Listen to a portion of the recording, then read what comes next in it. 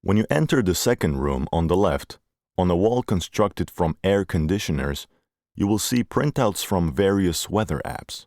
Research indicates that Poles are most likely to look up weather on their mobile phones. Not on thermometers outside our windows, but of course in the apps or on websites like AccuWeather or Meteo. The temperatures we see there differ from one another because they are based on very different numerical models. On the same wall on the right, you can see a printout from the website of the Center of Numerical Weather Prediction of the Institute of Meteorology and Water Management. You can see that we can check the accuracy of the temperature for the next 8 hours, 72 hours, or the next 10 days, and depending on which numerical model was applied, the accuracy will vary. It will either be 100% accurate or not, which we surely all know from experience.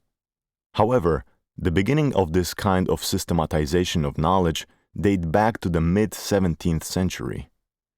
In the mid-17th century, the first network of weather stations operating according to the same principles was created, the first one in Europe and the first in the Western world.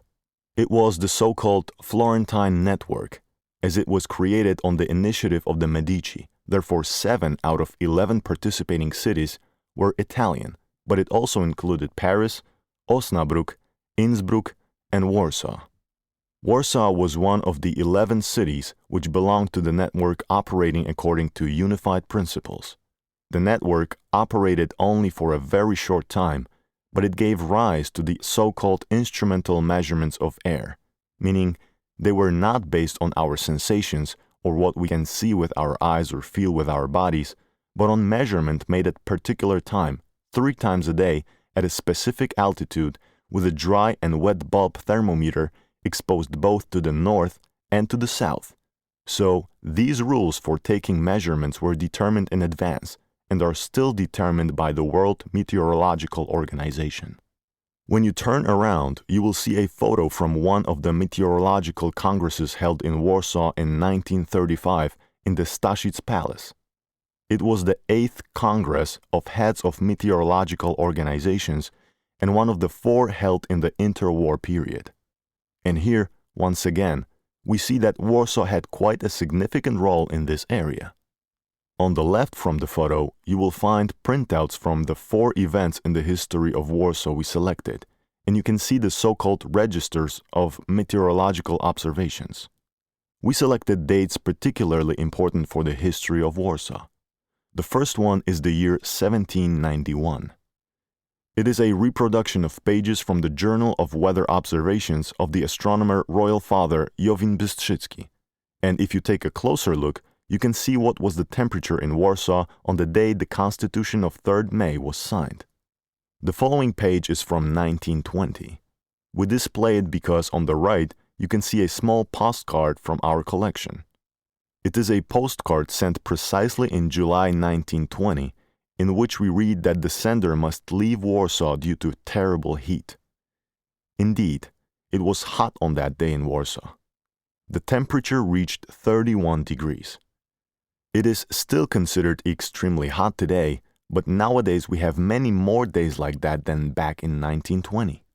Then we have 1955, the year when the reconstruction of the first section of the Old Town was concluded, and 1989, where we can see what the temperature was like during the first free elections on June 4th.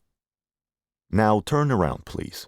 Behind you, you will find an instrument shelter on loan from the Institute of Meteorology and Water Management, whose venue you can see in the photo on the left. The Institute of Meteorology is located at Podleśna Street, and it is the most important institution in charge of the so-called Meteorological and Hydrological Service. The shelter is quite an extraordinary object, as for almost 200 years its appearance has not changed. What is important, it has a specific height, a wide door, the so-called radiation shutter.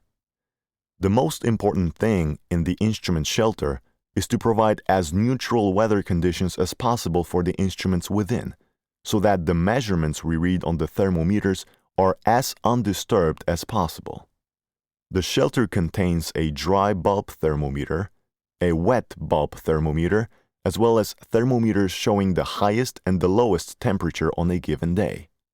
Today, these thermometers have of course been replaced with electronic equipment, and the measurements are continuous and sent from the station to the internet immediately. But interestingly enough, measurements are still made also using traditional instruments to provide the continuity of measurements in Warsaw since the late 18th century. So the appearance of the instrument shelter, sometimes called the Stevenson screen, has not changed for almost 200 years, and if you look to your left, you can see a small weather station. This upper white, slightly yellowed part is reminiscent in a way of the radiation screen for the instrument shelter. This is what houses the sensors which transfer data. Thus, the researchers who placed this one on the Palace of Culture and Science are able to read data concerning current weather conditions.